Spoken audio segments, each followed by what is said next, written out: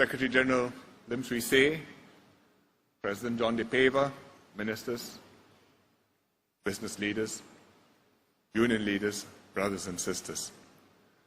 We meet again in happy circumstances after an eventful year. Last year's May Day rally, we held it in the same place, but in a very different mood. It was the depth of the downturn. We had a very bad first quarter. And H1N1 was just starting to spread around the world.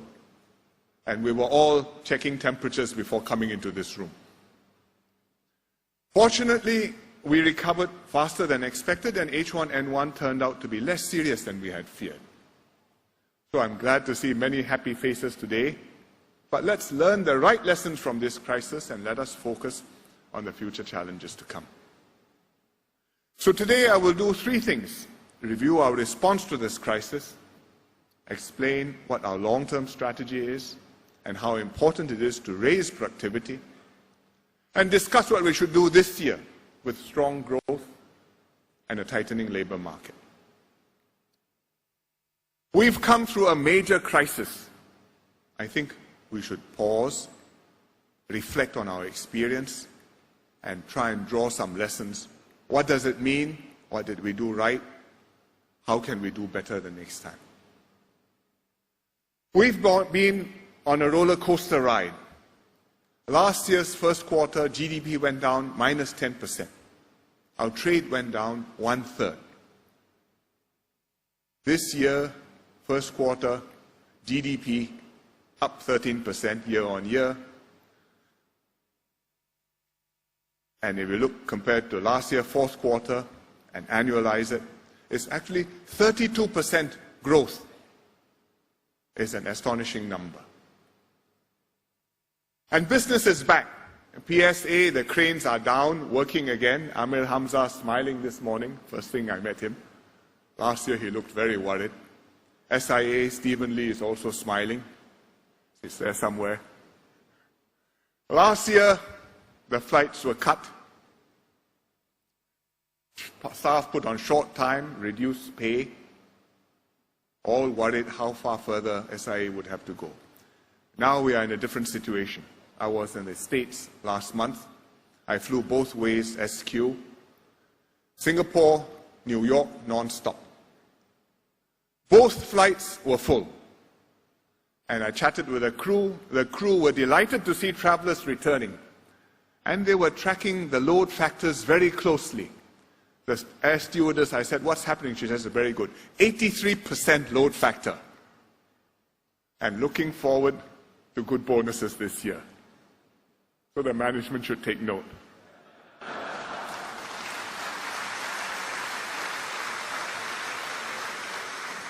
I'm glad that the measures we took worked, that the overall global situation improved faster than we expected, and that we've pulled through together, united and confident. What lessons can we draw from this crisis? I think lesson number one is that Singapore is small, vulnerable to global storms. This is a dangerous world we live in. We try our best to avoid and steer around storms, but from time to time we're going to get hit. And last year was a major hit. And had it not been for our timely and effective national response, we would have been in deep trouble.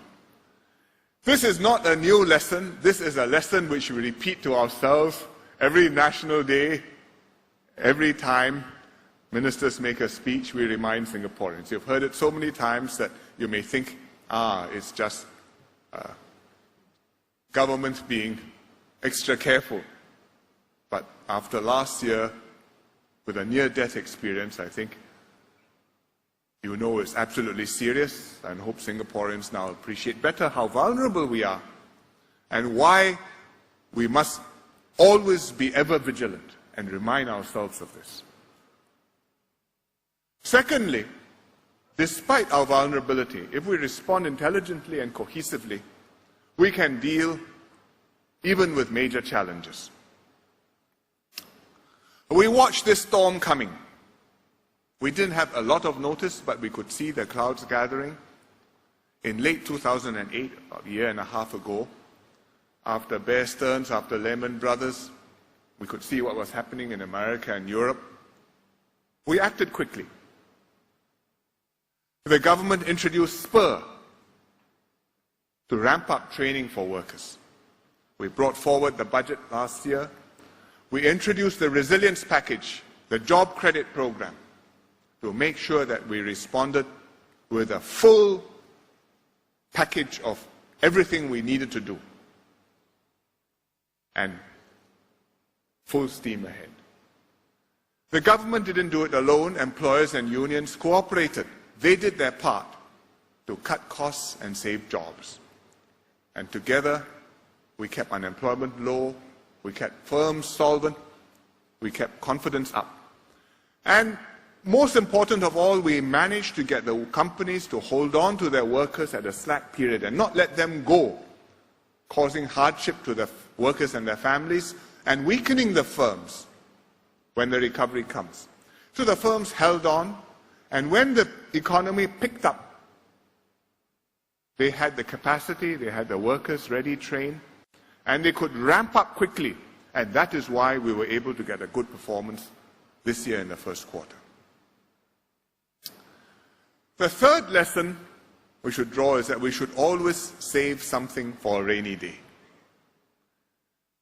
All our programs, the SPUR, the jobs credit, the resilience package, the government funded without borrowing.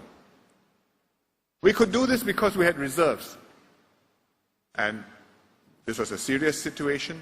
We persuaded the president, made a case to him that there was a reason to draw on the reserves to deal with this crisis. And the president and his advisors agreed with us and approved this draw. And so we have been able to come through without borrowing money, without ending up in debt or in new trouble. And that's not so for other countries, many other countries, which had to run big budget deficits to finance stimulus packages, as we've had to run a budget deficit too. But their budget deficit had to be funded from borrowing, and they now face serious difficulties. Britain is in the middle of a general election campaign. The election is on Thursday, I think. And whoever becomes the new British government has the unhappy job of cutting spending and raising new money because they have a big hole in the budget. America, not just from the downturn, but because of other structural problems in the economy and spending on healthcare and other things, they are also projecting large budget deficits, which are going to cause the American economy problems and probably cause the global economy problems in the longer term, unless they can deal with it. Other European countries, the pigs, which Swissy spoke about just now, are in trouble. Greece being bailed out by EU and IMF, and their bonds, their borrowing, has been downgraded to junk bond status. So if you want to borrow money, if the Greece government wants to borrow money, instead of paying 3 or 4% interest, they're having to pay 7, 8, 9% interest.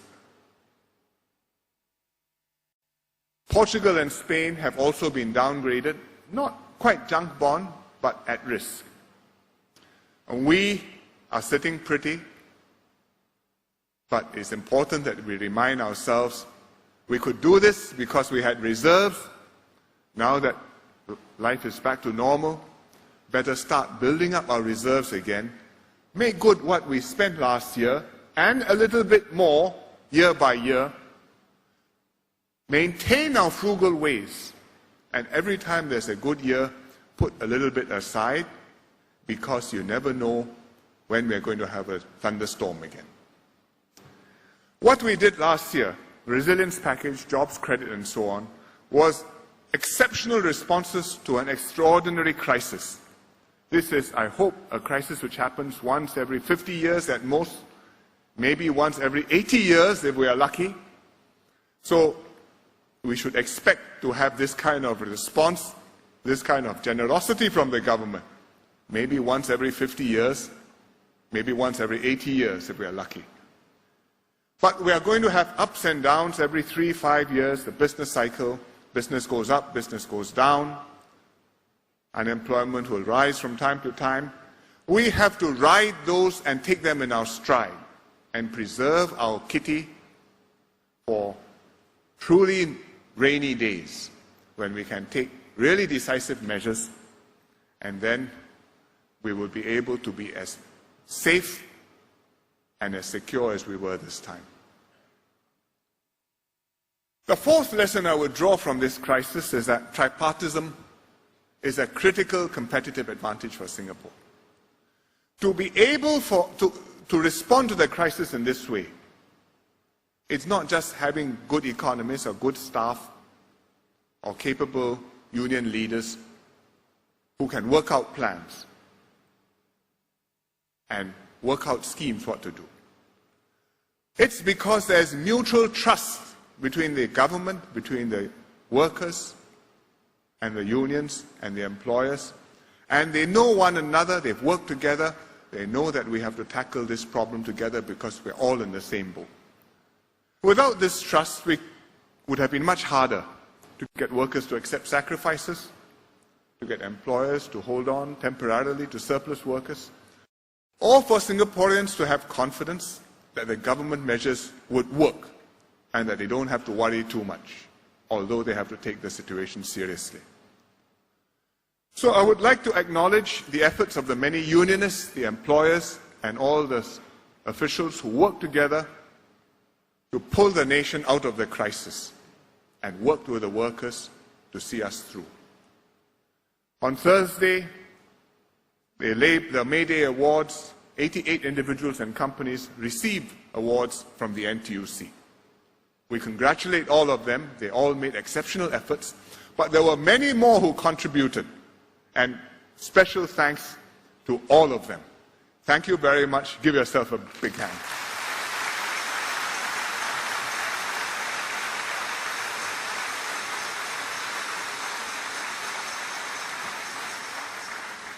Let us keep on building up this trust amongst the tripartite partners. When we talk about tripartism, we are not just talking about old war stories, the 1960s, 70s, 80s, how we came through difficult times, and we put up dramas, musicals on these epic events. And NTUC had a very good musical, I think, 2 or 3 May Days ago. I remember Cyril Tan looking like a very wise old man advising the younger ones. But we are adding to these experiences, and this crisis is just as significant as the experiences we went through in the earlier generation. Mercifully, it was a short crisis. It didn't drag on longer, but it has deepened the reservoir of trust and strengthened us for the next time whenever it comes. And we should draw lessons from it, which will be as deep and as lasting as the lessons from the 60s and 70s. So let's learn these lessons well so that we can pass them on to the new generation of Singaporeans and to a new generation of union leaders who can hold Singapore together for many years to come.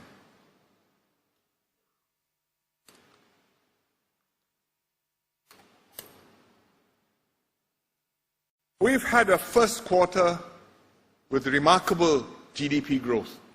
And I think it's, even though we haven't broken out the champagne, it's justifiable for us to congratulate ourselves, or at least, or perhaps just pat ourselves on the back a little bit. But don't get carried away.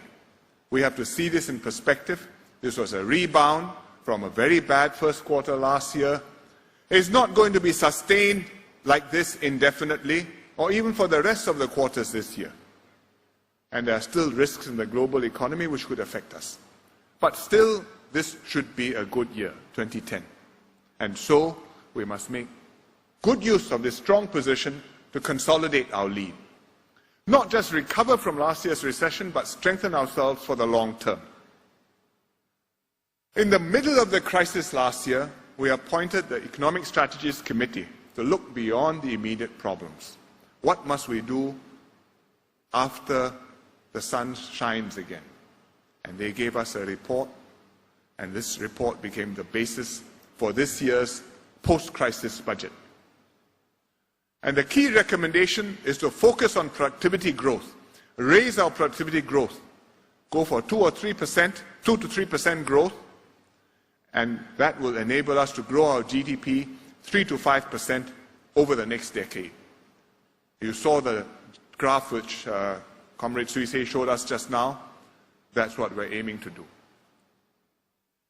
It's a basic shift in our strategy. It's necessary because the old strategy is reaching its limits. Previously, we could rely on two things to grow: productivity growth plus growth in our workforce. And they complemented each other. Raise productivity, but we could expand our workforce. We could expand our workforce with our own population and also by bringing in foreign workers. But in future, we will have to depend much more on productivity because we can't grow the workforce as much as before, whether it's a local one, where we just don't have the numbers, we're at full employment, or the foreign workers, because we already have large numbers here and it's not going to be easy to accommodate many, many more of them. So we have to switch gears, improve productivity, go for qualitative growth, break the bottlenecks, as Suisei says, and thereby transcend our manpower constraints. Same number of people working smarter, doing better work, more output, better output. We've made good progress over the years. When we started talking about productivity in the 70s, in the late 70s and early 80s, we were at probably less than 1/3 what the advanced countries were in the world. Today, we're at 2/3 what the best countries are in the world in terms of productivity.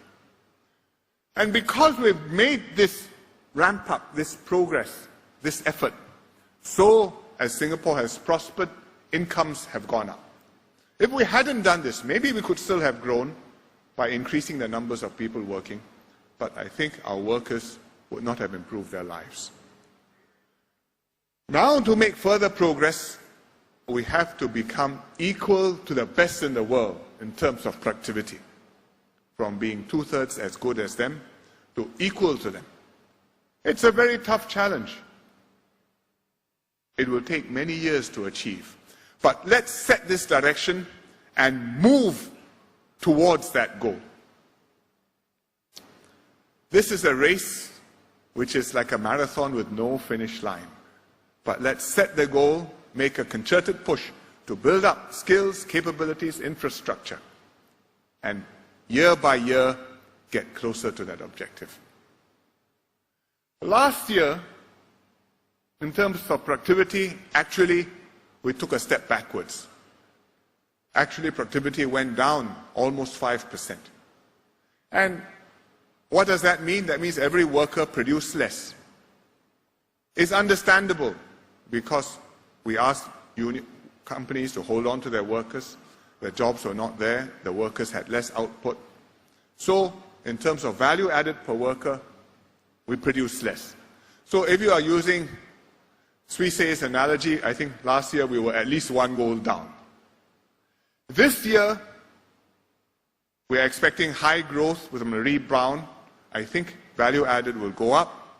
I think our productivity numbers will also go up. And we probably will end up perhaps 2 goals up. Or at least 2-1 compared to last, from all added in. But we cannot congratulate ourselves because this 2-1 is not because we have strengthened our team. It just happened that we've got lucky, the conditions are good, and so the momentum has carried us along. To sustain this and win the match and get into the finals, or at least the final rounds, we've got to work hard at upgrading ourselves.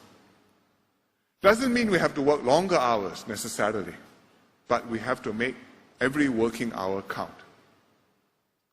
By working smarter, by working more creatively, by generating higher value. All the ideas which you saw examples of just now in the slides which Suisei showed.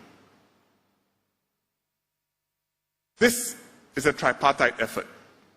The workers have to improve their skills and upgrade their abilities. Last year in the downturn, workers took this very seriously, and E2I was very busy, upskilling, reskilling, multi-skilling themselves. All the training centers had lots of business. Now that conditions have improved, jobs have become more plentiful, I think workers are more focused on working and overtime, and training, if you're not careful, will take a back seat.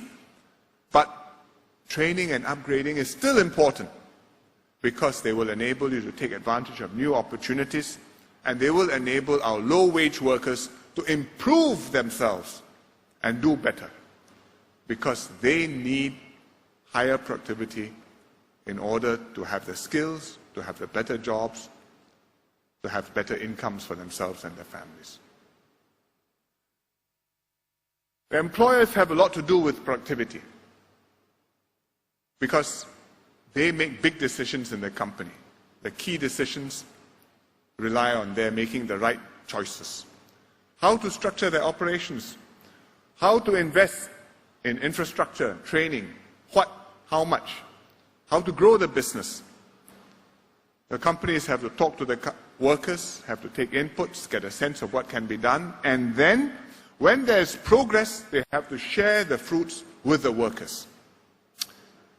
Many companies are already doing this. In addition to all those which Swisei listed, let me mention just one more, Gemalto, which makes smart cards and specializes in digital security solutions, like the keys and the card keys in the hotel rooms or in your office places. Gemalto also organized their employees into Six Sigma projects to improve product quality, to raise productivity. And last year they had more than 100 projects which saved the company more than $12 million.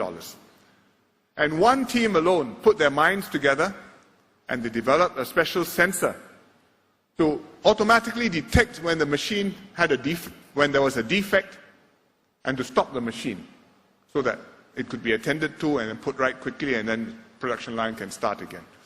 And this one idea generated $200,000 of savings a year. And the company shares this out with the workers, with team bonuses, with incentives, and so on.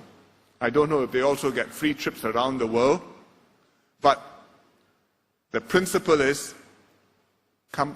workers can have something very valuable to contribute. The companies have to use this, and the workers, of course, expect to see some of the benefits from their good ideas.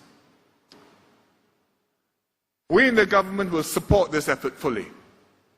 The firms will get technology grants, tax incentives, training subsidies, and the smaller and medium enterprises, the small companies which are most worried about this shift in our new strategy and face particular problems, will get special help, and the government will work with them closely to raise their productivity too. But apart from just encouraging employers and workers to do the right things, we have to get the big policies right so that the conditions for the economy to grow are there, and workers and companies can prosper within this sound economy. And that means good education, like developing the 4th universities and the 5th universities, like building up continuing education and training system, like fostering economic restructuring and upgrading, developing new industries, letting older ones phase out. Sometimes these are painful measures, but if we want the economy to do well, if we want the benefits to flow over the longer term and on a sustained basis, we have to do this. And one issue where we have to take difficult decisions is how to manage foreign workers. We are raising the foreign worker levy this year to slow down the influx of foreign workers. But we still need them, some of them, both because of the numbers and most importantly because of the talent which the foreign workers bring to Singapore, which we may not have. This year, with the economy doing very strongly, a higher inflow of foreign workers is unavoidable. If we make 7 to 9% economic growth as we expect and hope, we should get at least 100,000 new jobs in Singapore. Many of them will be taken by Singaporeans, but some proportion will have to be filled by foreigners on EPs, work passes, S passes. And we have to let the foreign workers in if we're going to get this growth this year. But if we keep on improving productivity, then we can reduce our dependence on foreign workers, and maybe we can reduce the inflow somewhat and manage this over the longer term. I hope Singaporeans will understand this. If we want a buoyancy, which goes with a high growth, if we want the excitement, the buzz, the success, the lift, then we have to accept this temporary inflow. They allow us to grow in an upturn rapidly, and in a downturn, they provide a cushion for the Singaporean workers, like happened last year. But in the longer term, as we restructure, we will reduce our reliance on more and more foreign workers. The unions are a key part of this, helping workers understand and cope with what's changing.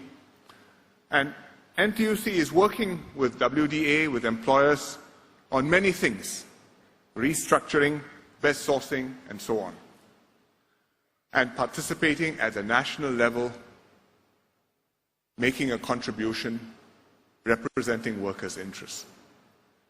This is something quite unique to Singapore. On my trip to America, I visited Chicago. I called on the mayor, Richard Daley, very capable person. And he runs Chicago a bit like the way we try to operate in Singapore. Everything clean, orderly, flowers along the streets, no graffiti. He also has an emphasis on making things work. And one of the difficulties there is that the unions take a much narrower view of the interests of their workers. And they are demanding protection and protectionism. So Richard Daley told me, Mayor Daley, that there was a strike in America by longshoremen against free trade. Longshoremen are the dock workers who load and unload ships. It's like the PSA workers.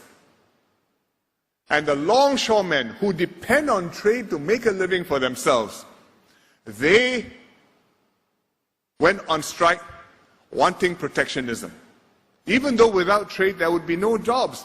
Imagine if PSA went on strike to say we don't want so much trade is affecting Singaporean workers. We would think that PSA had, the Port Workers Union had gone bonkers. But in America, they take a narrow perspective. In Singapore, our unions take a national perspective. And we work together to share the pie, to expand the pie and share the pie.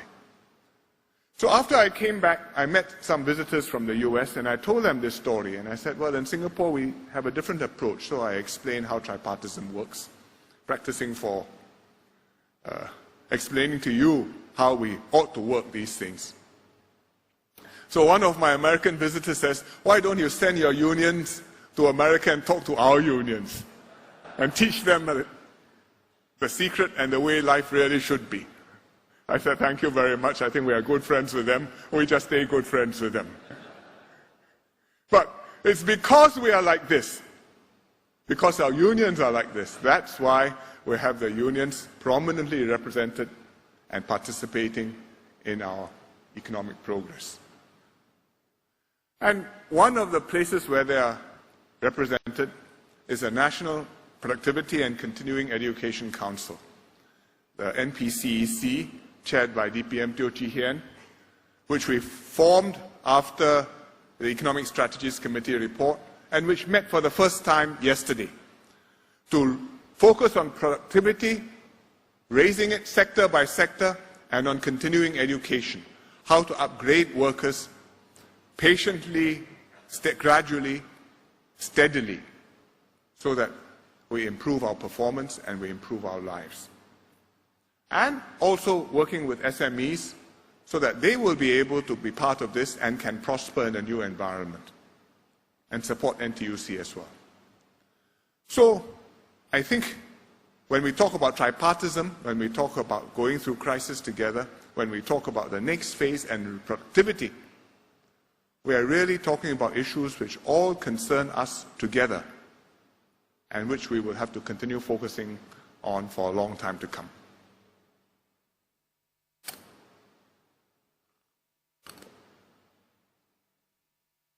This year, everybody is in a good mood because the tight labor market and the booming economy has meant unemployment has gone down, retrenchments are very low, and wage settlements this year are likely to be generous. So it's fair for the firms to give workers more when the economy is doing well. But I think the firms have to do it in ways which can preserve their fundamental competitiveness and which are flexible so that when the situation changes, they can calibrate, cut back, and remain competitive. So it's wise for them to pay some of this into the flexible wage component or into the variable component and not put everything into the fixed wage. Because remember, you may not have a lot of notice the next time a problem comes. In 2007, we were okay. In 2008, we saw some dark clouds. By January 2009, the world was in a crisis. And the next time, conditions may change just as quickly. But this year is a very good year, and in such a year, we should, as Lim Swee Say has proposed, consider increasing the CPF.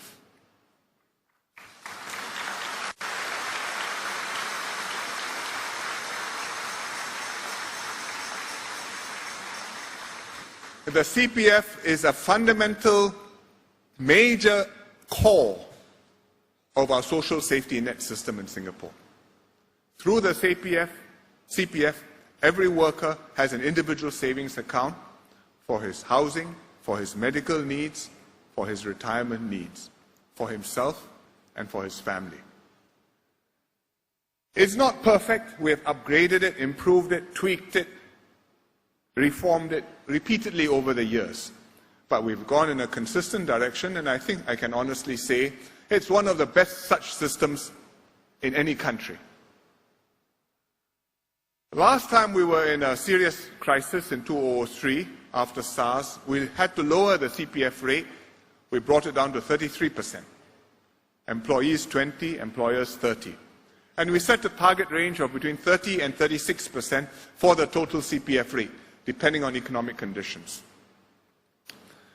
We waited a few years, but 3 years ago we were able to raise it back up, and we brought it to 34.5%.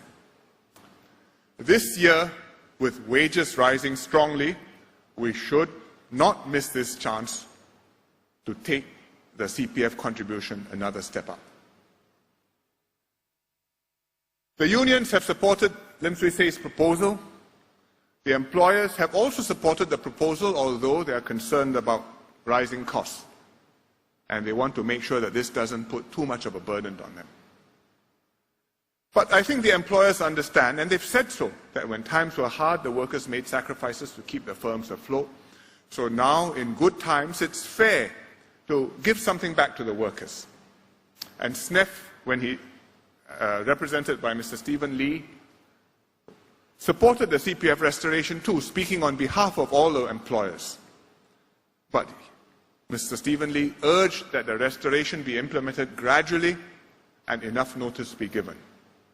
So I think that is what we should do. How should we adjust the CPF? There are different components from the CPF, the current 34.5% for the younger employees below 35 years old. The ordinary account takes 23%. The special account takes 5%.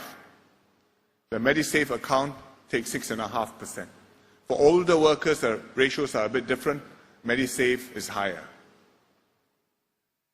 Looking at the different needs, ordinary for housing and other purposes, special account for retirement, MediSave for medical needs, I think the ordinary account has enough for housing needs. We've gone into this in detail. Mr. Mabauton has explained in Parliament and shown examples how people are able to buy flats using just their CPF OA and not even needing cash from their cash salaries. HDB flats, completely affordable. So I don't think we need to raise the ordinary account. The special account is for retirement. And we've got CPF Life just introduced. It's meant for monthly payments when members retire for life, and so that they won't have to depend so much on cashing out on their house or so heavily on their children.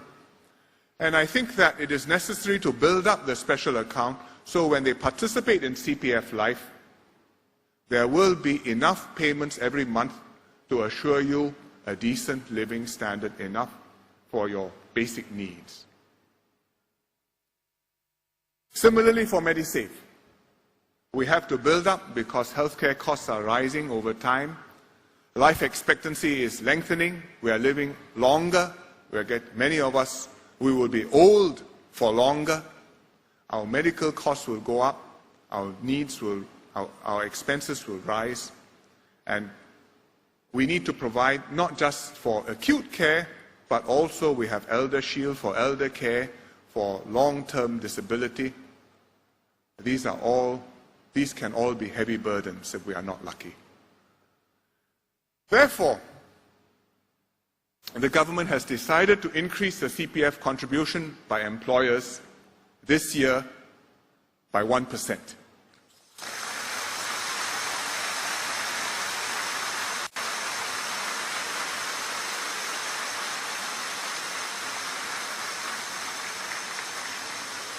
The contribution will go up from 14.5% now to 15.5%, which means that overall we'll go from 34.5% to 35.5%. We will take this 1% in two steps. First half a percent in September, we will put into the MediSave. The second 0.5%, we will take 6 months after that in March next year, and we will pay it into a special account. So this way we will give companies enough time to adjust to the higher rate, and over the next 1 year we can factor this in and companies can make adjustments with their workers in the overall wage packages as they negotiate these wage packages. After we have done this, the total CPF contribution rate will be 35.5%, close to the top of our target range, which is 30 to 36%. And if our economy continues to perform well, we should be able to reach 36% within another year or two. We don't want to count chickens early, but I think that's a reasonable target to hope for. But we have to watch our overall costs, make sure we stay competitive internationally. And workers and employers have to see the total wage package in totality, because the CPF is workers' money, and this 1% is part of the basic wage, which will add to the total wage bill for companies. So it has to be fully taken into account in the wage settlements, and I hope the NWC will address this issue and make this one of their recommendations. All in all, I would say, well done. We've had a good year, all things considered. Singapore and our workers have done well. We've overcome a very major crisis together. We emerged with a clear edge over other countries. We now advance into the next, more challenging round. And we've got to organize ourselves, gear ourselves for this new environment. Improve workers' quality, upgrade our enterprises, transform our economy. And I'm confident we can then move Singapore to the next stage and continue to progress and to prosper as one nation for many years to come. Thank you very much.